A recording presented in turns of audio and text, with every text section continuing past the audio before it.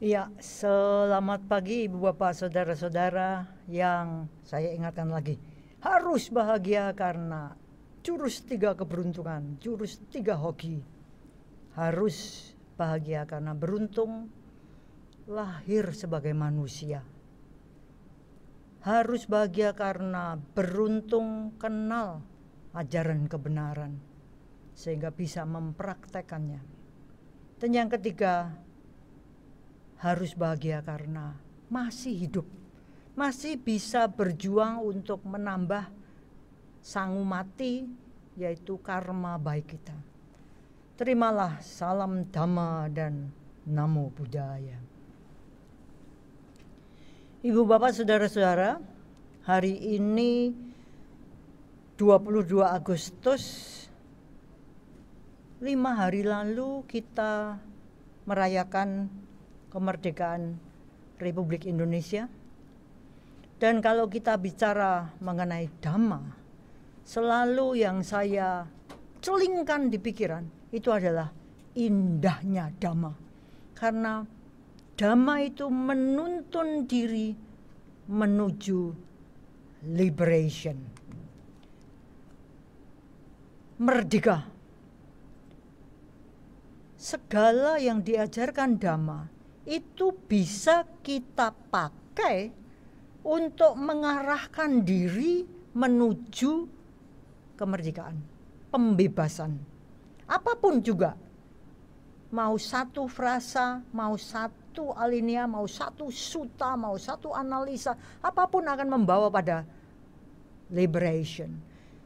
Cita rasa Dhamma memiliki satu persamaan, yaitu pembebasan.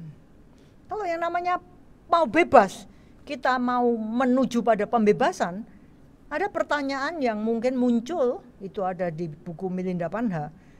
Kok banyak banget sih peraturannya? Katanya mau bebas, kok kita malah nggak bebas gitu ya. Tapi sebenarnya pertanyaan ini gampang dijawab. Kita lihat aja bahwa kalau kita ini hidup sendiri, mungkin kita mau semau gue nggak apa-apa ya. Saya mau apapun juga berkarma baik, berkarma buruk, nggak ada masalah. Tapi begitu kita ini hidup bersama dengan makhluk lain, bersama dengan manusia lain, maka terpaksa kita ini punya aturan yang tidak nabrak peraturannya orang lain. Contoh yang sangat bagus, gampang banget, itu adalah lalu lintas. Kalau saya maunya, aku suka-suka tuh sebelah kanan ya boleh tuh. Sana juga gitu, suka-suka tuh. Ya pastilah kalau tidak ada peraturannya kita akan tabrakan. Kita nggak bisa hidup semau gue. Karena kalau setiap orang juga semau gue, kembali kita bersama dengan makhluk lain. Kalau masing-masing dari kita ini semau gue, maka yang terjadi adalah situasi yang amat amburadul, amat semrawut, ya, kekacauan ada di mana-mana. Mungkin kecelakaan sudah pastilah ya, tidak terhindarkan lagi kalau setiap orang mau semau gue. Maka menarik sekali bahwa kalau kita mau mempraktekkan Dhamma, karena kita sudah beruntung kenal Dhamma, itu jalan yang menuju akhir penderitaan. Tujuan kita kan pembebasan ya, pembebasan dari penderitaan. Itu jelas-jelas sila. Sebagai umat Buddha, bukan yang beragama Buddha ya, yang mengenal ajaran Buddha, itu sila dipegang kuat karena sila ini merupakan pengendalian diri, pengekangan diri yang akan menuntun kita pada akhir penderitaan. Bagi yang beragama Buddha, ngerti ritualnya Buddha, kita bilang kita punya 5 sila. Sila itu peraturan ya, pengekangan diri untuk bisa menjadi majikan bagi diri sendiri, bukan kita budak dari nafsu jasmani, nafsu apapun juga. 5 sila ini kalau kita lihat di buku Parita, artinya doa perlindungan gitu ya. Itu dikatakan Panatipata, Veramani, Sikkhapadang, Samadhiyami. 5 ya. Jadi Panatipata, Adinadana, Kamesumiccacara, Musawada, Surameraya Majapamadatana. 5. Nah, yang menarik adalah terjemahannya itu dimulai dari aku bertekad melatih diri menghindari. Lalu pembunuhan makhluk hidup, pengambilan barang yang tidak diberikan artinya mencuri, perbuatan asusila artinya apa? Ya perbuatan yang tidak senonoh seperti free sex lah, pelacuran lah, selingkuh lah, dan nggak genah gitu.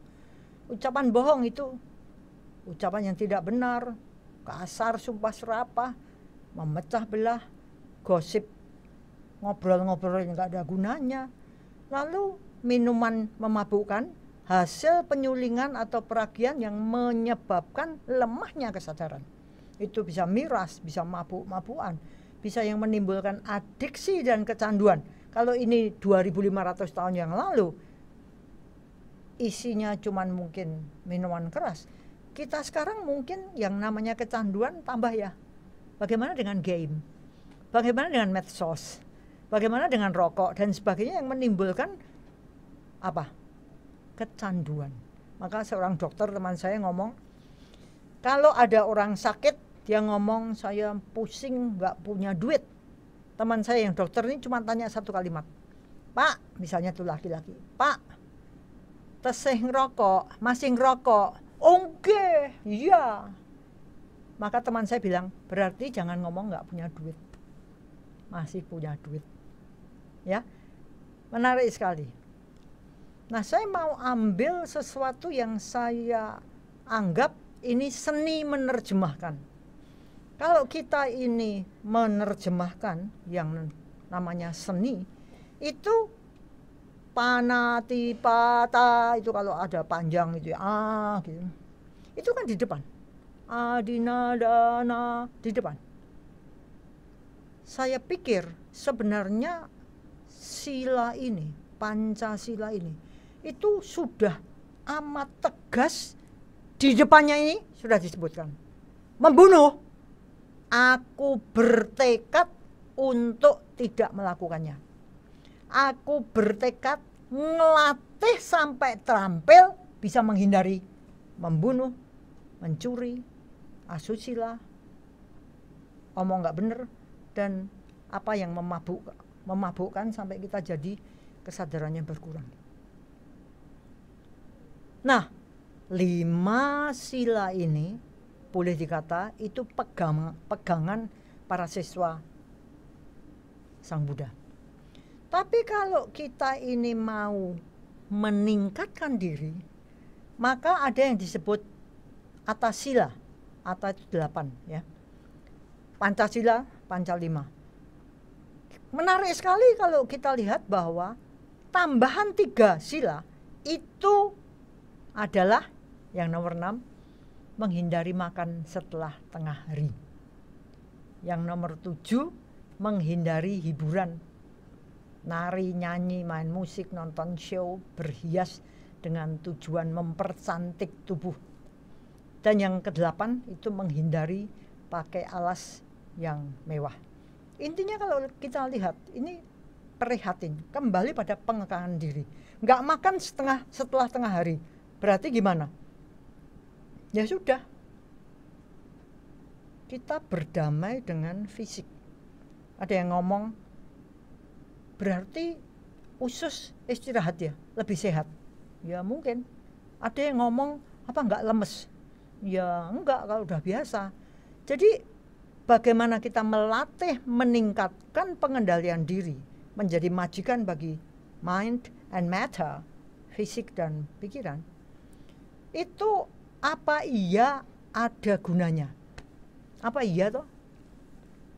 Ada yang melatih Atasila ini setiap bulan terang dan bulan gelap atau sebulan 4 kali. Ya terserah. Intinya bagaimana kita melatih prihatin. Nah, Mari saya ajak saudara-saudara melihat yang nomor 7. Menghindari hiburan. Nyanyi. Saya mau ngomongkan tentang nyanyi ini gara-gara Wena itu suatu ketika ngomong sama saya. Tahu-tahu gitu loh, nggak ada apa-apa, duduk bareng gitu. Tiba-tiba dia ngomong, kini tinggal aku dan bukit itu. Saya langsung, wah kok loh, aku tuh juga ngiyang-ngiyang terus di situ. Jadi bareng dia juga ngiyang-ngiyang gara-gara minggu lalu ada lagu tentang kemerdekaan, perjuangan, pengorbanan, dan kemenangan. Itu ternyata mengiang-iang itu. Kawan berguguran, mayat berserakan, namun aku terus maju. Ini Jadi saya akhirnya ketawa bareng-bareng. Wah, wes jelai banget ya. Kalau kita meditasi itu kayak keputer gitu loh. Makanya jangan heran kalau ada peraturan nomor 7. Kalau bisa itu menghindari itu supaya kita nggak terganggu dengan playback gitu ya. Terus Wena ngomong sesuatu yang menarik. Itu lagunya itu ngenes di hati. Kenapa? Toh akhirnya kan kemenangan. Dia ngomong gini, kamu bisa lihat ya, kalau orang tuh terus berjuang, teman-temannya mati, terus di dalam lagu itu aku membayangkan, kini tinggal aku dan bukit itu. Orang tinggal satu bawa bendera Indonesia. Ngenes gitu ya. Lainnya mati semua. Dia Wena ngomongnya gitu. Rasanya sunyi. Rasanya ngenes meskipun menang. Nah, kalau kita renungkan, bisanya kita ini merdeka. Kalau bulan Agustus kan biasanya kan merah putih berkibar gitu ya. Sebenarnya begitu kita ini terlahir di Indonesia nih misalnya, itu begitu kita lahir sebenarnya kita ini sudah otomatis, kalau kita bisa hidup sampai sekarang, bisanya kita hidup sampai sekarang ini kita sudah menerima banyak sekali kebaikan. Kita sudah banyak sekali menerima dana kebaikan.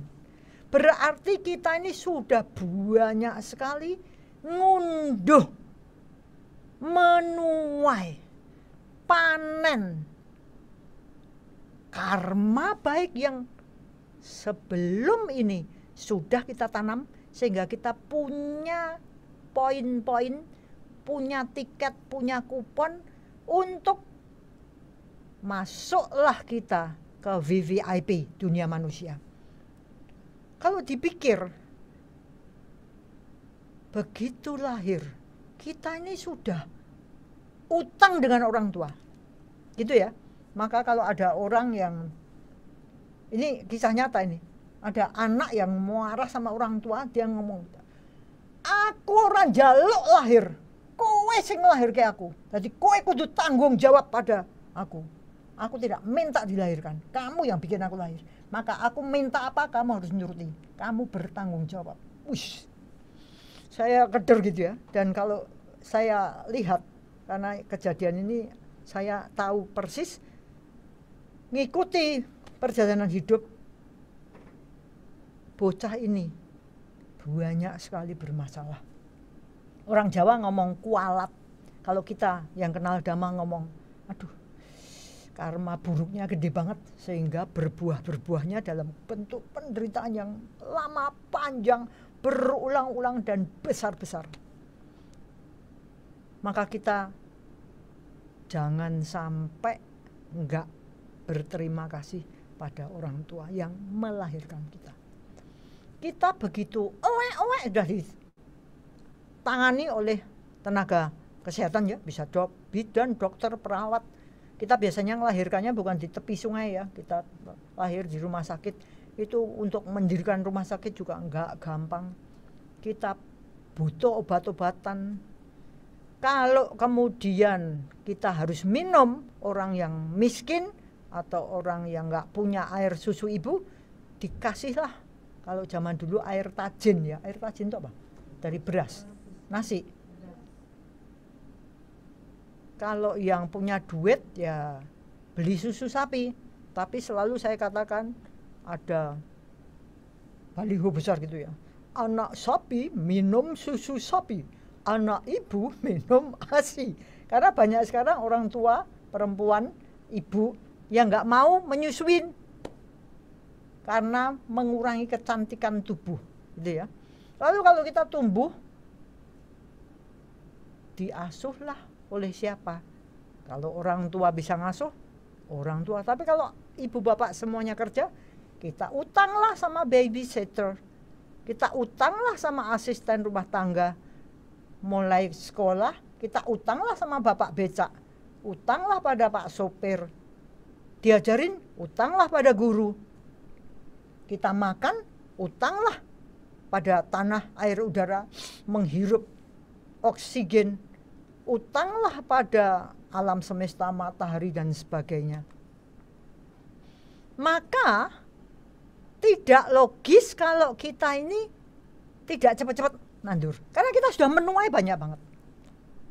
Tidak logis kalau nggak mau nandur, nanam semai kebaikan. Kalau kita sadari bahwa hidup ini dimulai dengan hutang kebajikan orang lain, kita ini sudah langsung utang kebaikan faktor-faktor alam. Maka seharusnya kita menata hidup ini untuk juga berkontribusi pada dunia sekitar, orang-orang sekitar, apapun juga yang sebenarnya bisa kita kasih kebaikan. Belum nanti kalau kita mikir,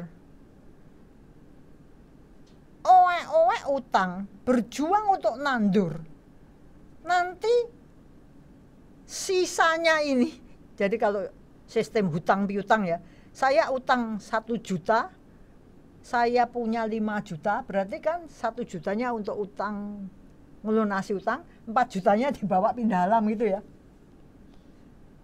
Pertanyaannya, kita mau pindah alam itu bawa apa? Jangan-jangan bawa minus lagi, lebih minus dari yang waktu kita owe-owe ini.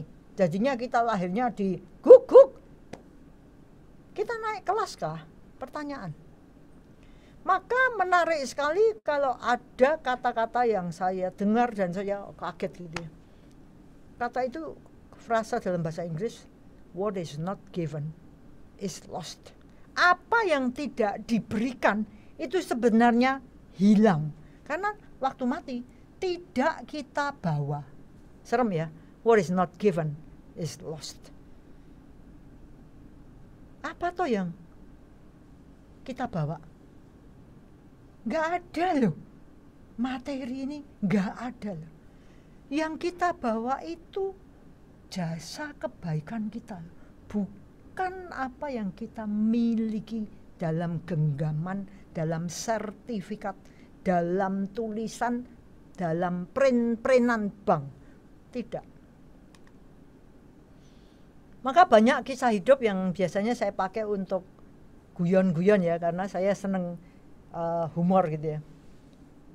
Kita bicara tentang orang-orang yang tidak kenal artinya dia utang sehingga dia logis kalau banyak kebaikan, tapi dia ini tetap pelit misalnya. Sampai pun di kereta api ada orang naik kereta api karena itu di stasiun berhenti, tempat duduknya itu ada 1 orang, tempat duduknya dipek semua, ngerti ya, dipakai semua, tasnya dan sebagainya.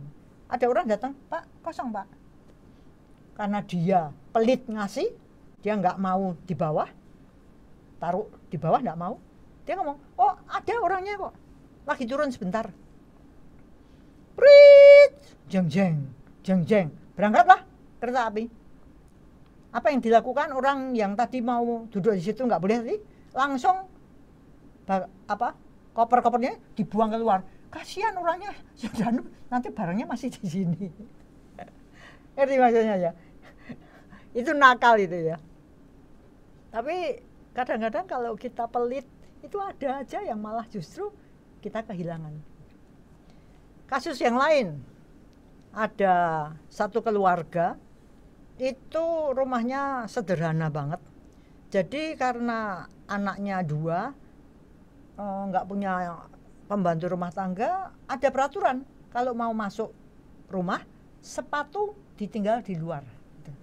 Supaya masuk ke dalam rumah sudah bersih, tidak ada jejak debu dan lumpur dan kotoran.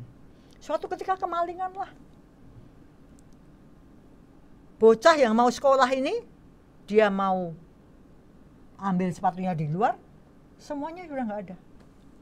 Nah yang menarik, ini anak yang saya pikir itu simpanan kebaikan masa lalunya itu, kedermawanannya masih punya banyak. Dia ngomong gini, waduh mah, gak apa-apa ya, udah pasti malingnya itu punya anak, butuh sepatuku, aku pakai sepatu yang lama aja. Bagus ya. Nah ada orang-orang yang pelit berdana.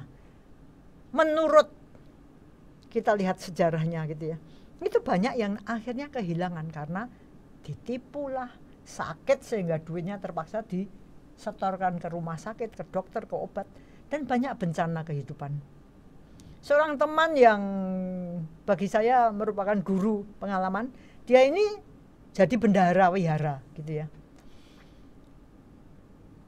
Yang namanya bendahara itu biasanya kan banyak nomboknya kalau misalnya apa-apa. Suatu ketika dia memutuskan, aku megah lagi nah nombok lah, duit nggak ngumpul, aku tak berhenti jadi bendahara supaya duitku ngumpul.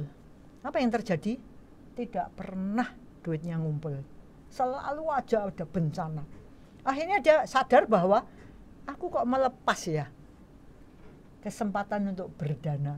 Wah aku ya nggak apa-apa loh, nombok ya nggak apa-apa loh. Jadi akhirnya dia kembali mengambil posisi sebagai bendahara. Dah sekarang aku lagi jadi bendahara, kenapa ya nggak apa-apa, nggak apa-apa, nggak apa. Sama aja kamu, daripada aku berdana pada bencana-bencana gitu, aku mendingan aku berdana pada sesuatu yang sudah genah, yang beres. Nah suatu hari dia tuh ngomong sama saya, Cik Lani, untung loh aku tuh sadar sehingga aku segera mau melakukan kebaikan lagi. Kenapa? Baru aja aku selamat, coba aku nggak ketemu sama kamu. Kenapa? Dia punya mobil kecil, itu entah kenapa kecelakaan, mobilnya itu masuk di belakangnya mobil besar, apa tronton apa ya, yang tinggi itu loh, katanya itu masuk. Jadi aku selamat pastilah karena aku banyak kebaikan gitu ya. Nah banyak orang yang ngomong gini, aku ini sudah banyak berdana, kok masih miskin, kok masih menderita, masih banyak masalah. Kalau saya ngomong, kamu sudah banyak kebaikan aja masih kayak gitu, apalagi kalau pelit ya.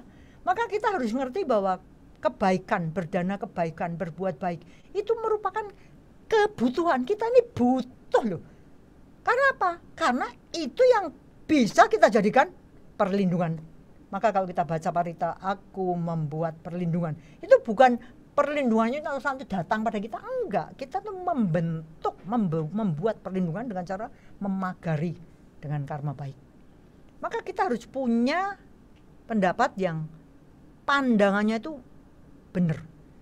Kita itu harus bahagia kalau bisa berdana, menolong, memberi kebaikan. Kita lebih beruntung. Kalau dia ngomong makasih ya, loh aku yang lebih terima kasih sama kamu karena kamu ini cuman ngunduh, aku ini nandur.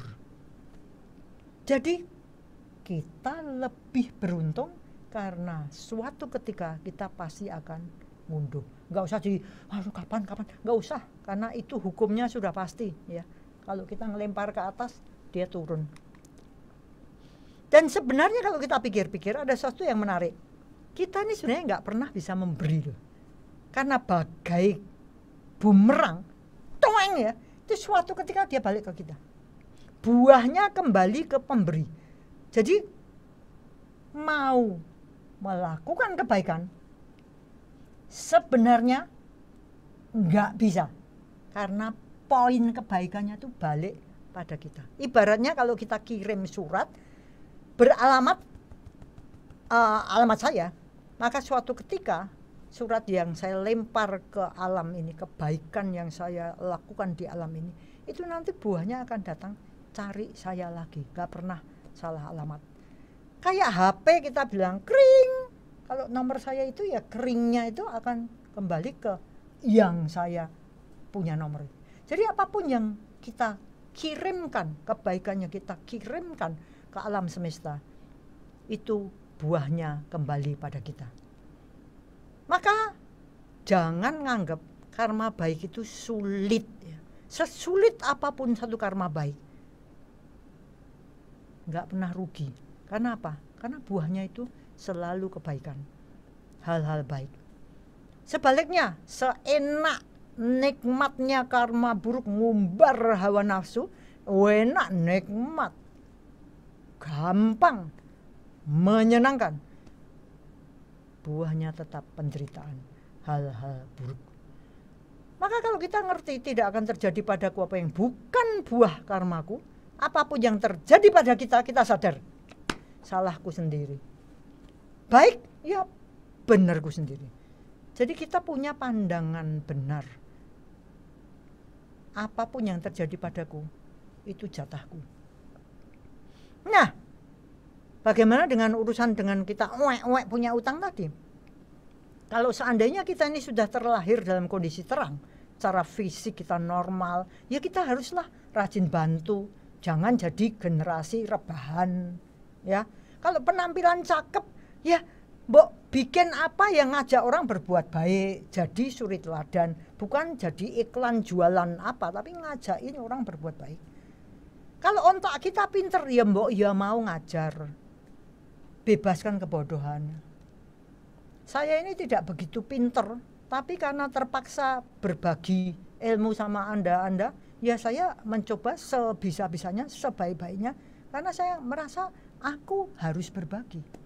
Kalau kebijakan tinggi, ya ayo memotivasi untuk mengikis loba dosa moha. Kalau status sosial, ekonominya bagus, ya mari kita pakai kekuasaan atau harta kita ini untuk berkarma baik ria. Bagaimana kalau kita terlahir dalam kondisi yang gelap, fisik nggak normal, ya tetap aja lakukan yang terbaik. Rajin sregep, wajahnya jelek ya banyak senyum lah, perilakunya dijagalah. Bagaimana kalau penampilannya buruk, ya kita upayakan, aku rupaku jelek tapi hatiku bagus, perilakuku bagus, dan aku mau belajar terus.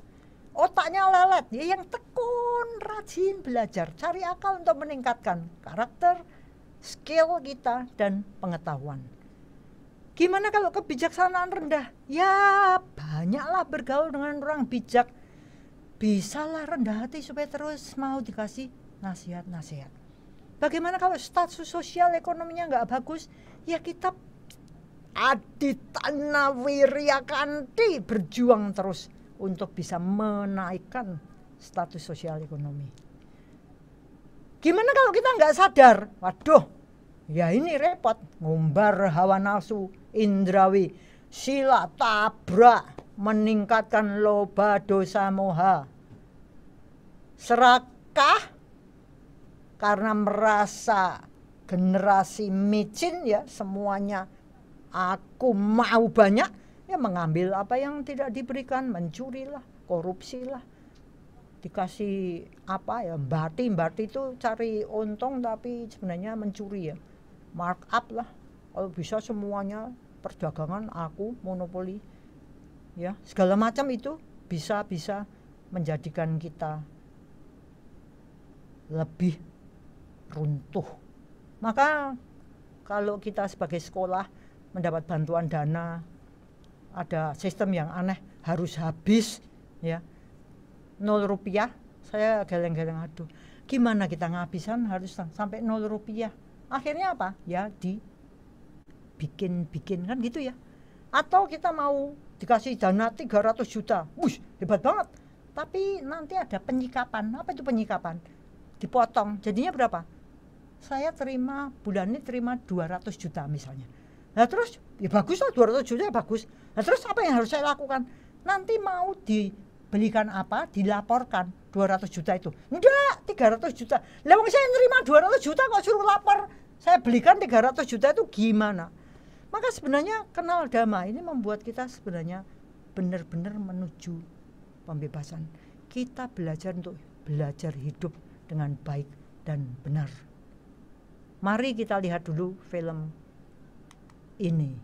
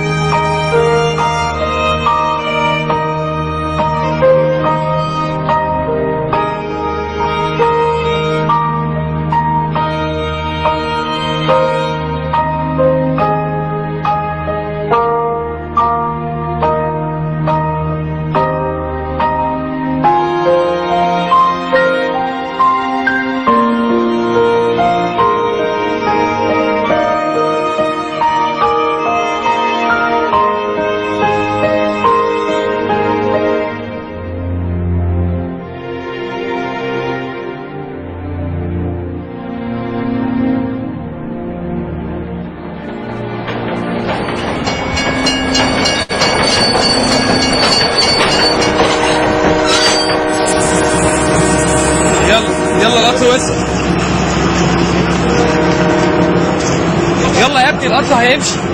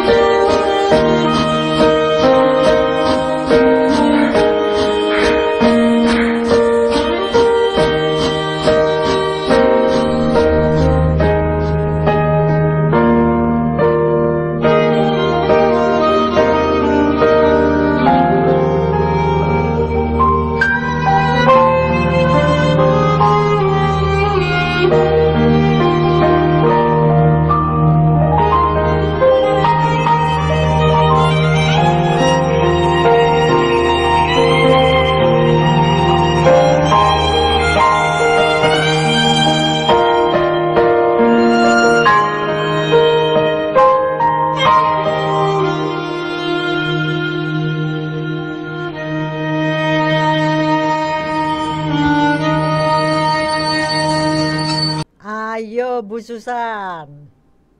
Selamat pagi Bapak Ibu sekalian, pecinta dhamma. Dalam film tadi kita melihat ada dua anak, yang satu dari keluarga yang sangat miskin, karena kalau kita lihat sendalnya aja rusak ya. Jadi kalau mau diperbaiki itu sulit sekali sampai si anak ini frustasi. Anak yang miskin ini kemungkinan besar tidak cukup punya uang untuk membeli sandal yang baru. Nah, lalu dikontraskan, kita melihat bahwa ada seorang anak yang anaknya orang kaya, sehingga kalau kita lihat sepatunya itu mungkin baru ya, karena berkali-kali dia membersihkan sepatunya ketika sepatu itu terkena debu. Nah, kalau kita melihat dan mengingat kembali minggu lalu, sharing dari Michelda itu jelas menunjukkan bagaimana seseorang itu bisa melekat pada suatu barang. Nah, kalau kita lihat dalam rekaman video tadi, si anak orang kaya ini sungguh melekat pada sepatu barunya. Sehingga kalau bahasanya Bulani, dia nggak ingin sepatunya itu kena anicca, menua, nggak ingin sepatunya itu rusak, dan nggak ingin sepatunya itu kusam, kira-kira begitu. Saking melekatnya, dia itu sungguh ingin melindungi sepatunya. Bahkan ketika dia naik kereta, dia kurang memperhatikan keselamatannya dan akhirnya sepatu itu terjatuhlah dari kereta. Dan yang menarik, si anak orang miskin ini yang sungguh menyentuh hati kita semua adalah dia tidak diliputi dosa gitu ya. Biasanya orang yang tidak mampu entah dalam hal kompetensi, entah dalam hal keuangan, ataupun dia mempunyai status sosial yang rendah, kebanyakan itu punya dosa yang besar, punya kebencian, punya rasa iri hati terhadap orang lain yang hidupnya dinilai, dipandang itu lebih menyenangkan, menguntungkan, segala-galanya dibandingkan dirinya. Nah, biasanya orang yang ada di keadaan, kondisi yang di bawah itu tidak seperti anak kecil tadi, kebanyakan itu merasa iri dan mungkin akan merasa senang ketika melihat sepatu si anak orang kaya ini terjatuh dari kereta api. Mungkin di dalam hatinya dia merasa bersyukur, rasain lu gitu ya, kenapa kamu itu sombong sekali punya sepatu yang masih baru, kondisinya itu bagus, terkena debu aja, kamu bersihkan terus-menerus. Sementara saya itu hanya punya satu sendal, dan ini sebetulnya sudah tidak bisa dipakai.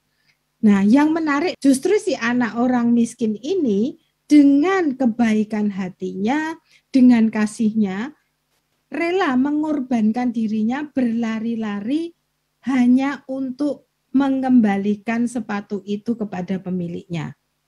Nah, ini luar biasa ya. Jadi jarang sekali kita itu menjumpai orang yang berada di dalam kondisi tidak menguntungkan itu masih baik hati. Nah, film ini sebetulnya mau mengingatkan kepada kita kalau kita itu bisa mengikis kilesa, kotoran batin, kita itu akan selalu berbuat baik. Anak kecil yang miskin tadi berusaha mengembalikan dan bagaimana dia berjuang dan akhirnya sepatu itu tetap tidak bisa dikembalikan ke pemiliknya. Nah, yang menarik, anak si orang kaya yang dulunya itu melekat pada barang miliknya, itu bisa tergerak untuk berbuat baik. Dia tuh berpikir gitu ya, kalau sepatu ini jatuh satu, saya hanya punya satu dan ini tidak bisa saya pakai. Karena tidak bisa saya pakai, sebaiknya saya berikan ke anak miskin yang mencoba mengembalikan sepatu ke saya. Nah, ini adegan yang menarik. Mengapa? Karena perbuatan baik dari seorang anak kecil yang miskin ini itu betul-betul menggerakkan orang lain untuk berbuat baik. Yang dulunya anak ini, si kaya ini sangat lekat dengan barangnya, dengan melihat perbuatan si anak yang miskin ini, kebaikan dan ketulusan hatinya, itu menggerakkan si anak yang kaya ini pun bisa mengubah dirinya untuk berbuat baik. Kalau kita masih ingat apa yang dikatakan Bulani berkali-kali di dalam Dhamma Desananya, selalu mengatakan karma baik ataupun karma buruk itu akan selalu berbuah, gitu ya. Maka hari ini saya itu memilih judul buah karma. Nah, kalau kita lihat di dalam adegan tadi, itu semacam buah karma langsung ya. Saya berbuat baik, lalu perbuatan baik saya itu berbuah saat itu juga, yaitu anak si kaya ini tergerak hatinya untuk memberikan sepatu barunya kepada si anak yang miskin. Nah, ini contoh buah karma yang bisa terlihat secara langsung. Hari ini saya ingin meninjau buah karma itu dari sudut pandang ilmu psikologi, ya. Di dalam psikologi kita mengenal istilah memberi dan berbagi. Nah, di dalam PowerPoint saya itu judulnya adalah giving and sharing. Dua fenomena ini, memberi dan berbagi, itu memang akhir-akhir ini menjadi fokus dari penelitian di bidang psikologi. Nah, kita mau lihat sebetulnya buah karma itu di dalam psikologi itu dilihat seperti apa. Nah, di dalam psikologi itu ada istilahnya mutual giving. Jadi kesalingan di dalam memberi. Itu artinya apa? Semakin banyak kita memberi, itu semakin banyak kita akan mendapatkan sesuatu. Nah, riset di dalam psikologi itu menunjukkan perbuatan baik kita itu menularkan energi positif kepada orang lain, dan orang lain itu akhirnya bisa berubah, lalu memberikan sesuatu kepada orang yang sebelumnya memberikan sesuatu pada dirinya. Nah, sehingga itu terjadi mutual giving. Nah, kalau dalam Buddhism itu dikatakan ini karena karma baik saya berbuah, begitu ya. Kalau di ilmu psikologi tidak disebut bahwa perbuatan baiknya ini berbuah, tetapi perbuatan baik seseorang yang tulus dan penuh keikhlasan itu memancarkan energi positif ya. Dan energi positif ini akan menggerakkan orang lain untuk berbuat hal yang sama kepada kita. Maka dikatakan semakin banyak kita memberi, semakin banyak kita mendapatkan. Nah, kalau kita lihat di gambar ini ada pohon ya. Ini tunas, mungkin bakal pohon, bakal tanaman atau apapun. Kalau kita merawat dengan penuh kasih, kita memberikan makanan dan nutrisi yang cukup untuk pertumbuhan dari tanaman ini, maka tanaman itu secara otomatis itu akan memberikan kualitas yang terbaik untuk kita. Nah, ini mungkin dalam ilmu biologi itu mau dikatakan bahwa kalau kita merawat alam, maka alam itu juga akan memberikan sesuatu secara otomatis kepada kita. Kalau kita merusak alam, maka secara otomatis alam itu akan juga memberikan bencana dalam tanda petik di dalam kehidupan kita. Nah, oleh karena itu sebetulnya entah itu hukum karma, entah itu hukum alam, entah itu ilmu psikologi yang melihat adanya energi positif yang terpancar, tetapi ketiga-tiganya itu berbicara bahwa apa yang kita tanam itu apa yang akan kita tuai.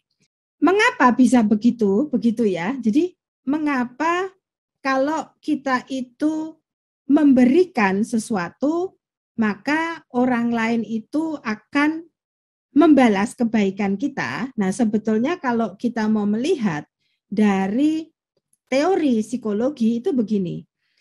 Kalau kita itu merasa senang, kalau kita itu merasa bahagia, kita akan lebih banyak berbuat baik dibandingkan ketika kita dalam kondisi emosi negatif ya. Maka mengapa orang yang penuh kecemasan, orang yang depresi, orang yang penuh kemarahan, dan orang yang penuh kebencian itu sangat sulit digerakkan untuk melakukan perbuatan baik.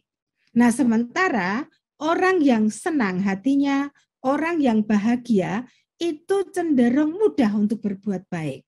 Nah, dari situ penjelasannya begini, ketika kita itu melakukan perbuatan memberi ya, jadi giving something, sharing something ke orang lain, kebahagiaan dan rasa senang yang kita dapatkan itu kalau menurut ilmu psikologi tidak mengikuti prinsip hedonic adaptation, nggak mengikuti itu gitu ya. Nah, apa toh adaptasi rasa senang itu kalau kita lihat ada di bawah itu perangkap adaptasi rasa senang. Ya, jadi kalau kita lihat di situ begini, jika kita punya keinginan, seperti minggu lalu ya, Miselda itu punya keinginan membeli barang-barang brandnya itu BTS gitu ya, itu ingin banget gitu. Sepertinya kalau tidak bisa membeli barang itu dunia kiamat. Miselda membayangkan jika keinginannya itu tercapai, itu pasti akan ada rasa senang ya. Wah, happy sekali ini ya. Beli barang langka dan ini rebutan gitu. Ini kompetitif. Nah, harapannya kalau keinginannya tercapai itu ada perasaan senang. Nah, sehingga setelah tercapai, sebetulnya sebelum adaptasi itu ada rasa senang dulu, rasa happy gitu ya. Tapi problemnya adalah ketika keinginan kita itu tercapai, kita itu beradaptasi dengan rasa senang ini. Karena kita sudah merasa senang, ini kata Bulani, kesenangan itu anicca.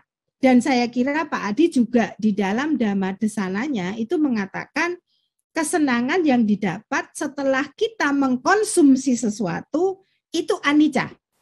Seperti gelembung air ya, dan gelembung air ini akan meletus, hilang, tidak berwujud. Nah, sama dengan hukum hedonic adaptation, kesenangan yang sudah kita capai itu akhirnya anicca. Karena kita sudah beradaptasi sebetulnya, maka kita kembali merasa tidak bahagia. Nah, ini yang disebut dengan lingkaran setan. Karena kita tidak bahagia, kita ingin lagi membeli.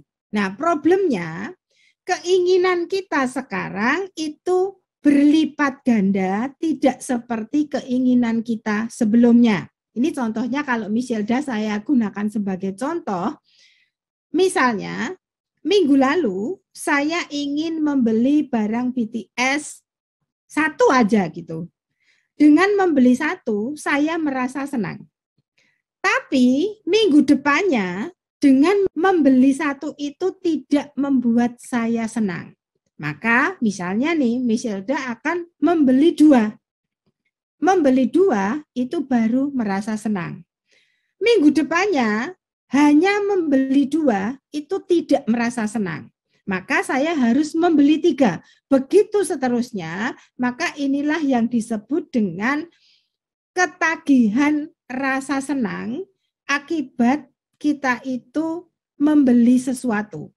Atau akibat kita itu menginginkan sesuatu. Nah, inilah yang disebut lingkaran setan. Mengapa lingkaran setan? Karena kalau ini tidak kita putus, ini akan semakin eskalasinya itu semakin besar, maka seperti kecanduan games atau kecanduan narkoba, itu dosisnya itu akan semakin meningkat untuk membuat saya merasa senang seperti sebelumnya. Nah, ini adalah hukum hedonic adaptation. Nah, anehnya dalam psikologi itu ditemukan kalau kita memberi sesuatu, bukan membeli ya, tapi memberi sesuatu, kesenangan, kebahagiaan yang didapatkan dari memberi itu tidak segera hilang seperti saat kita mencapai keinginan tertentu. Nah, ini bedanya di situ. Maka di situ dikatakan kebahagiaan yang didapatkan dari kegiatan memberi itu tidak mengikuti hukum lingkaran setan. Enggak mengikuti itu. Mengapa? Karena dengan memberi, saya itu bahagia dan kebahagiaan ini lama hilangnya. Tidak seanica kalau kita itu memuaskan keinginan diri sendiri. Nah, ini bedanya. Nah, sehingga mengapa kalau kita itu memberi sesuatu ke orang lain, kan kita happy nih ya. Nah, kebahagiaan kita itu kalau menurut ilmu psikologi, kebahagiaan itu akan memicu perbuatan baik berikutnya. Karena kebahagiaan itu memicu perbuatan baik berikutnya, maka kita ini menjadi produsen perbuatan baik. Dengan kita berbuat baik, kita happy lagi. Nah, kita ingat, di dalam ilmu psikologi, kebahagiaan kita itu menular ke emosi orang lain. Nah, ketika orang lain itu juga bahagia karena diberi oleh kita, dan juga bahagia karena melihat ketulusan kita, maka orang lain itu akan juga memberikan sesuatu kepada kita. Ini kalau di psikologi namanya mutual. Tapi kalau di Buddhism saya kira tidak mutual ya. Orang yang bahagia itu bisa berbuat baik kepada siapapun gitu ya. Tetapi kalau di psikologi, pertama-tama orang yang diberi sesuatu itu akan membalas ke orang yang memberi dulu gitu ya. Sebelum dia mampu melakukan perbuatan baik kepada banyak orang. Nah, kira-kira itu begitu. Jadi buah karma itu di dalam ilmu psikologi dijelaskan seperti itu. Nah, lalu dalam psikologi itu juga dikatakan jika pemberian itu hanya sekedar memberi, tidak ada cinta di dalamnya, maka energi positif dan energi kebahagiaan itu tidak bisa menular ke orang lain, begitu ya, sehingga orang itu tidak tergerak untuk melakukan perbuatan baik. Jadi kata kuncinya di dalam perbuatan baik itu harus ada ketulusan dan harus ada cinta. Bukan seberapa banyak kita memberi, tetapi seberapa banyak cinta yang kita berikan, itulah yang akan menggerakkan orang lain untuk melakukan hal yang sama, baik terhadap kita maupun terhadap orang-orang di luar diri kita. Nah, lalu di psikologi juga ditemukan di dalam riset kebahagiaan dari memberi itu lebih besar dibandingkan kebahagiaan dari kita itu menerima. Ya, ini di psikologi seperti itu. Nah, sehingga kalau kita itu memberi sesuatu, kita happy, kebahagiaan kita ini menular ke orang yang kita beri, orang yang kita beri ini merasakan kebahagiaan kita, maka orang yang kita beri ini akan tertular perilaku prososial. Di psikologi, perbuatan memberi itu adalah perilaku prososial atau sering disebut juga altruistik. Maka Miselda itu mengatakan ada spiritual joy. Dengan kegiatan memberi ada spiritual joy. Spiritual joy inilah yang sebetulnya dikatakan bahwa rasa bahagianya itu lebih besar dibandingkan kalau saya menerima sesuatu. Jadi kalau saya diberi, itu jarang sekali orang merasakan spiritual joy. Kalau diberi, itu yang ada adalah rasa syukur. Bersyukur itu adalah rasa senang, tetapi bukan spiritual joy. Itu beda sekali ya, seperti yang dikatakan Miselda. Tetapi perbuatan memberi itu akan memberikan spiritual joy, bukan sekedar rasa bersyukur gitu, tetapi ada kebahagiaan yang long lasting gitu. Jadi anicanya itu lebih panjang ya. Jadi dia tidak segera hilang. Kira-kira begitu. Di psikologi itu ada penelitian begini. Kalau kita itu hanya suka menerima sesuatu, kita itu tidak memberikan sesuatu, maka pengalaman kebahagiaan itu akan hilang seketika setelah kita menerima sesuatu. Maka di dalam psikologi, mengapa perbuatan memberi dan berbagi itu disarankan, bukan menerima, karena menerima itu tidak bisa mempertahankan kebahagiaan dalam waktu lama. Nah, ini kan sejalan dengan ajaran Buddhism.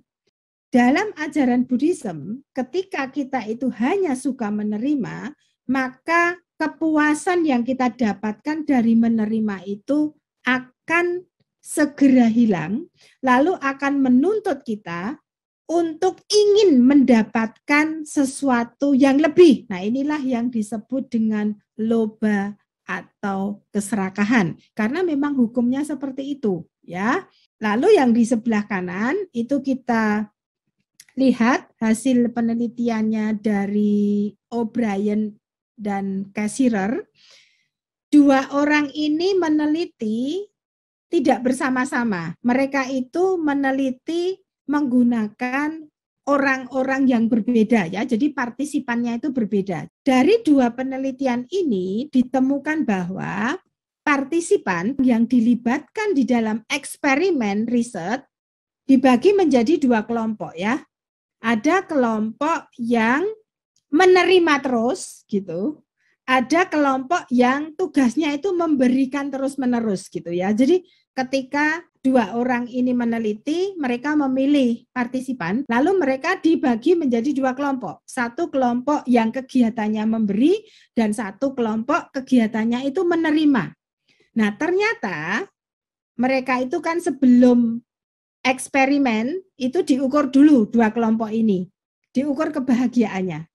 Kelompok yang memberi dan kelompok yang menerima itu kebahagiaan awalnya sama, kira-kira begitu, kondisi bahagianya sama. Nah, lalu kelompok yang memberi tugasnya memberikan, mendonasikan uangnya. Sementara kelompok yang menerima, dia tidak boleh mendonasikan, tetapi hanya menerima terus-menerus dari orang lain. Nah, akhir eksperimen, begitu ya, itu mereka diukur tingkat kebahagiaannya. Nah, ternyata orang-orang dalam kelompok yang memberi ini, kondisi kebahagiaannya itu tetap tidak berubah. Bahkan kalau ada yang turun, itu turunnya sedikit sekali gitu ya. Sementara kelompok yang menerima, itu kebahagiaannya menurun. Jadi lebih rendah dibandingkan sebelumnya. Nah, mengapa orang yang menerima itu kebahagiaannya turun? Karena menerima itu mengandung keserakahan. Intinya begitu. Jadi orang yang menerima terus-menerus itu akan terkena hukum hedonic adaptation. Karena kebahagiaan yang didapat dari menerima itu akan turun, dan supaya bahagia lebih tinggi dari sebelumnya, saya harus menerima lebih banyak. Problemnya itu di situ, ya. Nah, lalu ini eksperimen lagi berikutnya. Jadi dua kelompok partisipan, jadi itu ya.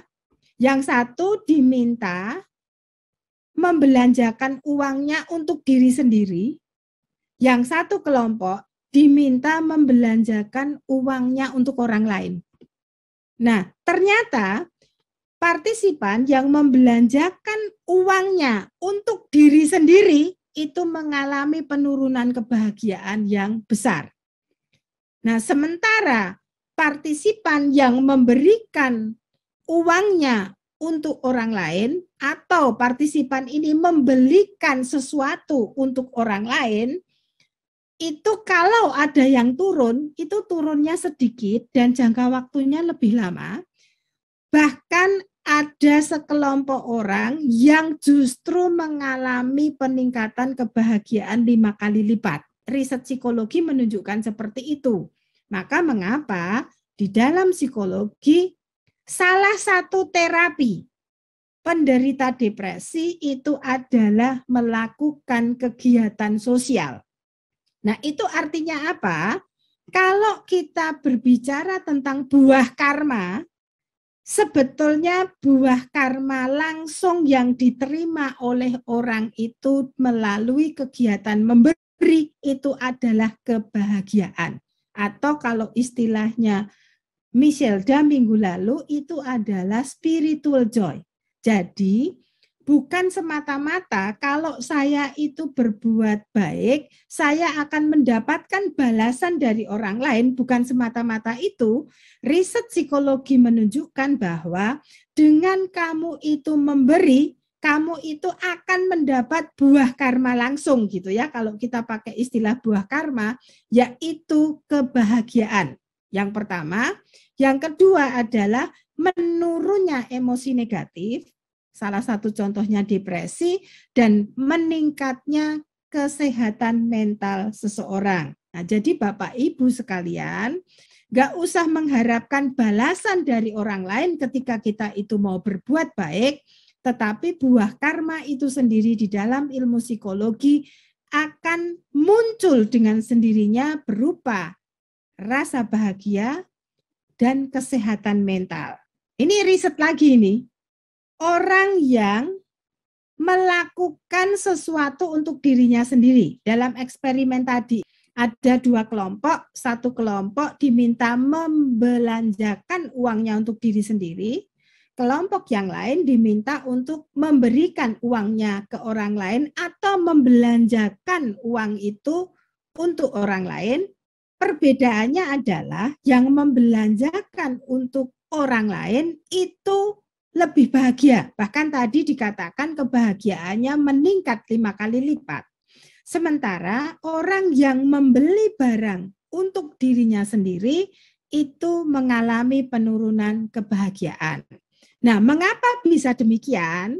Nah, riset dalam psikologi itu menunjukkan orang yang berpusat pada apa yang bisa didapatkan cenderung membandingkan diri dengan orang lain ya. Dalam istilahnya Bulani yang selalu diulang-ulang dan ini merupakan ajaran Buddhism, orang yang membandingkan dirinya dengan orang lain itu adalah orang yang digerogoti oleh rasa tidak puas, digerogoti oleh rasa iri, dan digerogoti oleh keinginan selalu mendapatkan yang lebih, dan akibatnya orang ini, kalau menurut Bulani ya, dililit oleh keserakahan, dan itu tidak bisa lepas dengan sendirinya. Dalam psikologi, orang yang suka membandingkan dirinya dengan orang lain ini menjadi tidak bahagia. Mengapa? Karena dia tidak bisa bersyukur. Dia tidak bisa puas dengan apa yang didapatkan. Dia selalu iri dan mengukur keberhasilan diri, mengukur kesejahteraan diri menurut kacamata orang lain. Maka mengapa orang yang menerima terus-menerus, mengapa orang yang selalu berpusat pada dirinya itu menjadi tidak bahagia. Nah, sebaliknya, dalam psikologi ditemukan bahwa orang yang memberi sesuatu ke orang lain itu tidak pernah membandingkan dirinya dengan siapapun. Karena dia tidak pernah membandingkan dengan siapapun, maka dia itu merasa cukup. Maka dia tidak iri. Dia tidak ingin mendapatkan lebih. Ya, ini riset di psikologi menunjukkan. Jadi membandingkan antara orang yang berpusat pada dirinya sendiri dan membandingkan dengan orang yang suka memberi pada orang lain. Nah, kalau kita lihat dari penelitian ini, kita bisa mengatakan bahwa buah karma itu dituai langsung saat itu juga gitu ya. Orang yang berpusat pada diri, buah karmanya tidak happy. Orang yang memberikan sesuatu untuk orang lain, buah karmanya adalah kebahagiaan. Nah, ini adalah hukum emosi dari kegiatan memberi dan menerima di dalam penelitian psikologi. Celakanya ya, konon kabarnya generasi milenial kelahiran tahun 80 ke atas itu adalah anak-anak milenial. Karena anak-anak di zaman milenial itu tidak mengalami kehidupan yang keras.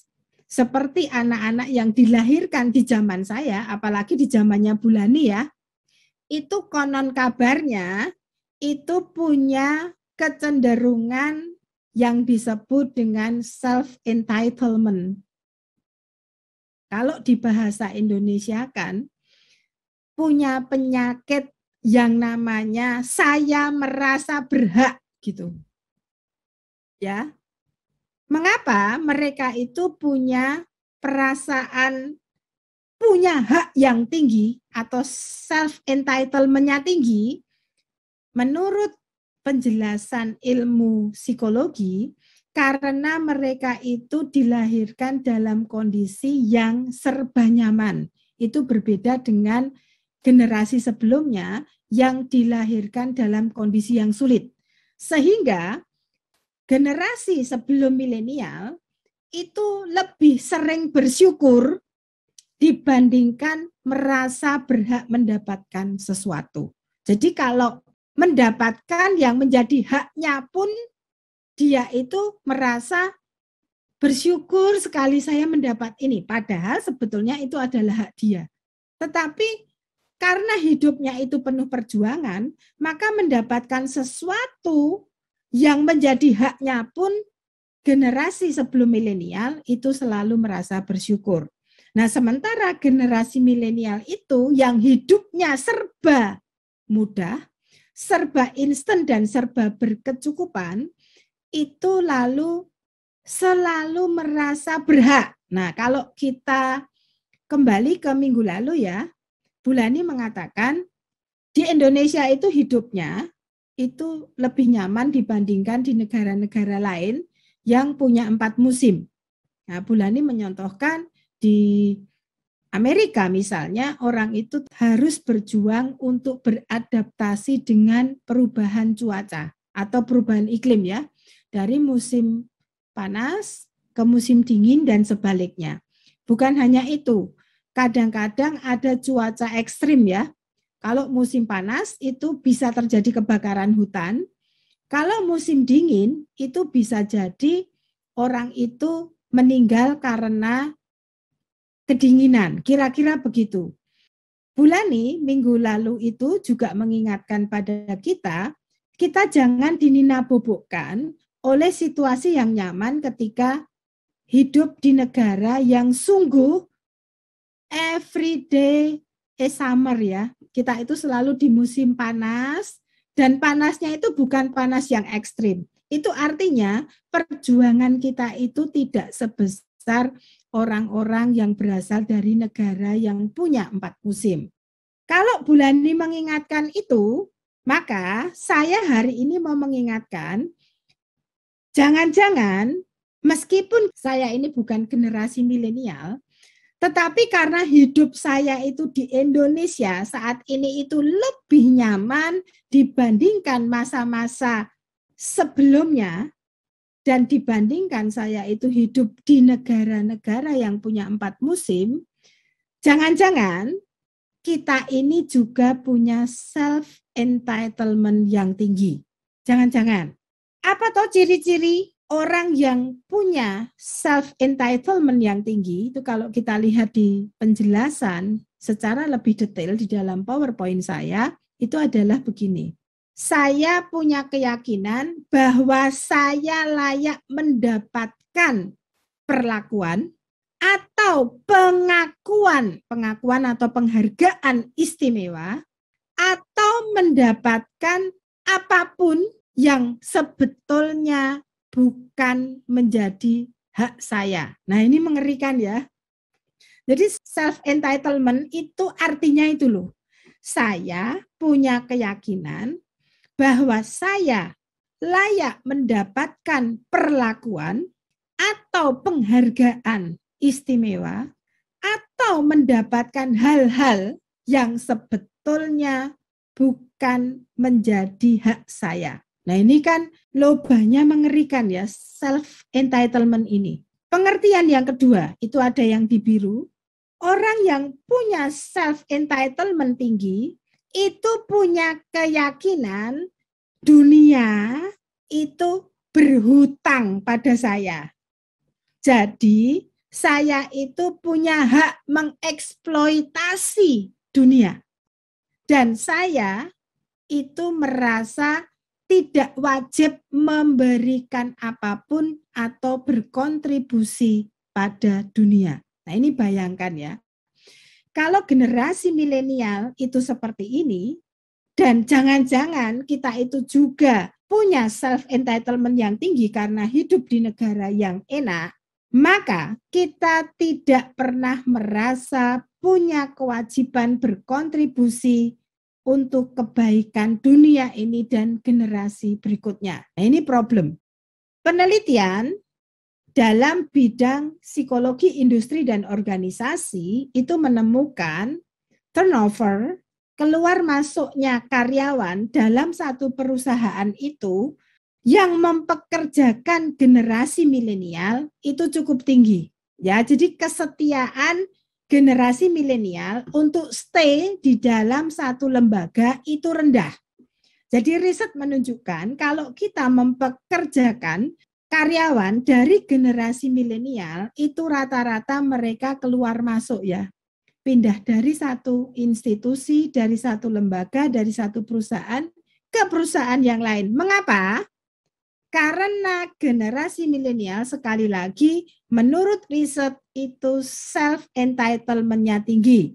Nah, ciri-ciri lebih detailnya apa? Itu kalau kita lihat dia merasa layak mendapatkan perlakuan istimewa. Ya, jadi kalau misalnya kerja di tempatnya Bulani minta stafnya untuk menyapu misalnya, membersihkan kamar mandi, maka generasi milenial ini yang punya self entitlement yang tinggi, dia merasa diperlakukan tidak layak oleh Bulani.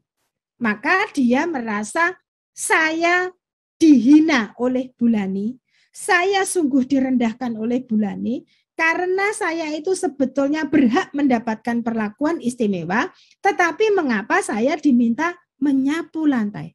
Mengapa saya ini seorang guru diminta membersihkan kamar mandi?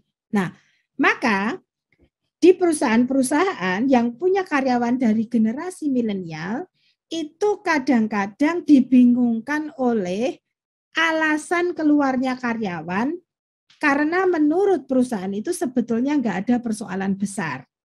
Nah, setelah diusut, ya gara-garanya diminta melakukan pekerjaan yang menurut generasi milenial itu tidak mengistimewakan dirinya. Kira-kira begitu.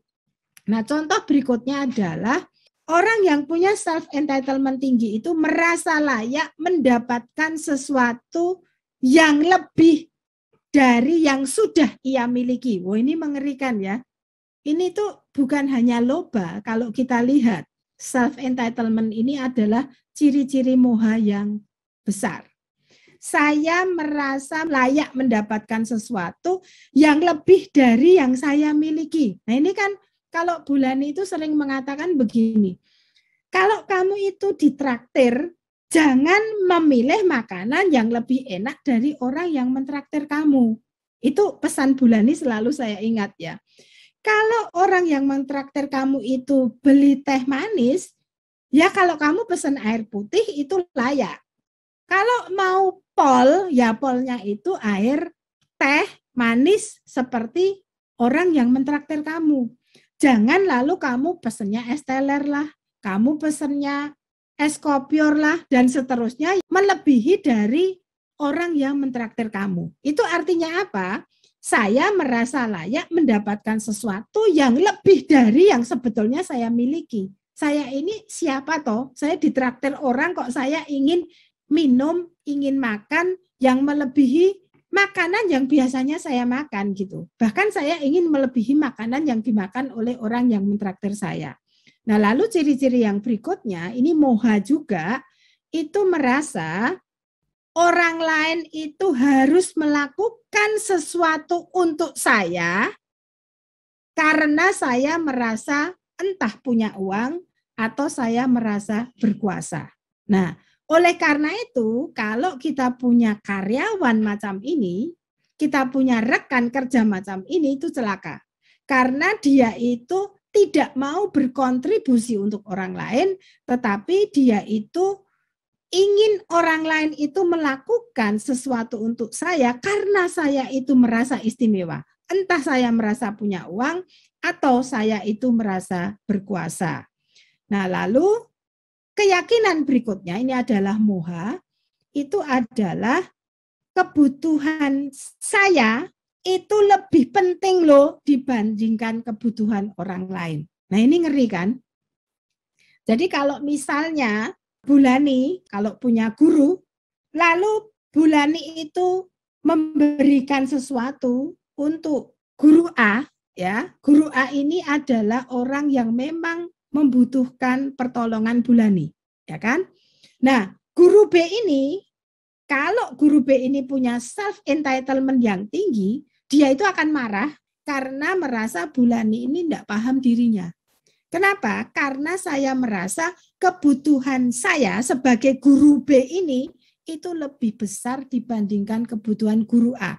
Kok bisa-bisanya Bulani itu memberikan sesuatu pada si A, sementara saya itu punya kebutuhan yang lebih besar. Dan ini celakanya kalau itu melanda kita semua, maka dalam kehidupan sehari-hari kita ini akan berebut resource. Kita ini akan berebut sumber daya karena masing-masing dari kita itu merasa punya kebutuhan yang lebih penting dibandingkan orang lain. Ya, jadi mengapa dalam salah satu sharing Dhamma Desana saat bencana alam ya, itu ada cerita gempa bumi, lalu orang itu saling berebut donasi ya. Banyak orang menyumbangkan bahan makanan, lalu orang itu berlomba-lomba berebut, bahkan ada yang menipu identitas, memalsukan identitas supaya mendapatkan sumber daya itu. Nah, ciri-ciri self entitlement yang lain itu adalah kalau orang lain itu tidak memenuhi harapan saya, maka dunia kiamat gitu ya. Nah, itu artinya apa? Saya akan menuntut orang lain itu selalu melakukan yang istimewa untuk saya. Kalau enggak, hancurlah dunia saya. Nah, ini sebetulnya Miselda itu memberi contoh bentuk lain dari dunia kiamat, yaitu kalau saya itu tidak bisa mendapatkan BTS, apapun merchandise-nya itu BTS, maka dunia adalah kiamat. Nah, ini sama. Kalau saya tidak bisa mendapatkan sesuatu dari orang lain, maka dunia kiamat. Maka ini dosanya besar sekali, dia akan benci orang yang tidak bisa memenuhi harapannya. Nah, lalu tidak bisa bersyukur, itu jelas. Lalu yang berikutnya adalah selalu merasa diri menjadi korban. Jadi diberi penghargaan pun dia merasa penghargaan itu tidak pernah cukup dan saya adalah korban. Selain selalu membutuhkan pujian dan penghargaan dari orang lain, orang yang punya self entitlement yang tinggi ini selalu merasa tidak aman. Hidup itu penuh ancaman. Nah, Bapak, Ibu, dan saudara-saudara sekalian, kalau kita berbicara mengenai buah karma baik maupun buah karma buruk, sebetulnya kegiatan memberi itu menghasilkan buah karma langsung berupa kebahagiaan. Dan Bapak Ibu sekalian, coba lihat. Kegiatan yang berpusat pada diri sendiri, ini yang disebut dengan self-entitlement, itu menghasilkan buah karma langsung untuk diri kita sendiri, itu adalah ketidakbahagiaan. Mengapa tidak bahagia? Karena kita selalu membandingkan diri kita dengan orang lain. Karena kita selalu merasa harus diperlakukan istimewa. Kita selalu merasa harus mendapatkan sesuatu yang kita inginkan. Lalu kita merasa selalu menjadi korban orang lain ketika ada orang lain bahagia, maka itulah buah karma yang kita dapatkan secara langsung dari perbuatan-perbuatan yang berpusat pada diri sendiri. Nah, kalau kita mau tarik lebih luas, selain kita tidak bahagia karena kita selalu iri, selalu dikuasai dengan keserakahan, orang yang punya self-entitlement yang tinggi ini tidak akan berkontribusi, tidak akan memberikan sesuatu pada orang lain. Efeknya apa?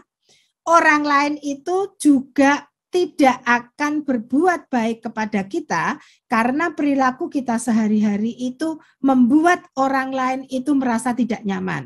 Nah, biasanya orang yang punya self-entitlement yang tinggi, selalu merasa berhak, itu juga akan jauh dari sumber daya. Jadi riset itu menunjukkan selalu jauh dari sumber daya karena orang-orang di sekitarnya itu tidak mau memberikan dukungan, tidak mau membantu karena merasa tidak nyaman dengan orang yang punya self-entitlement yang tinggi, atau dengan kata lain, tidak suka, tidak nyaman dengan orang yang berpusat pada dirinya sendiri, dan merasa tidak nyaman dengan orang yang selalu merasa punya hak atas segala-galanya di dunia ini.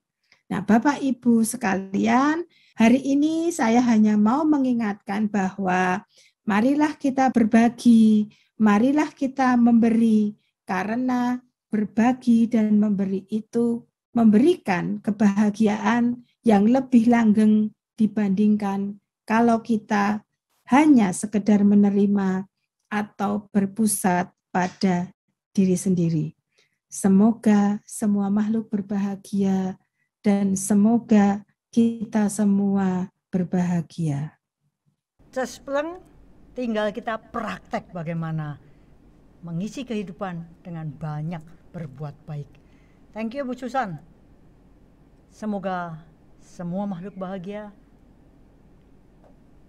sregep berbuat baik demi untuk kebahagiaan kita dan kebahagiaan semua makhluk.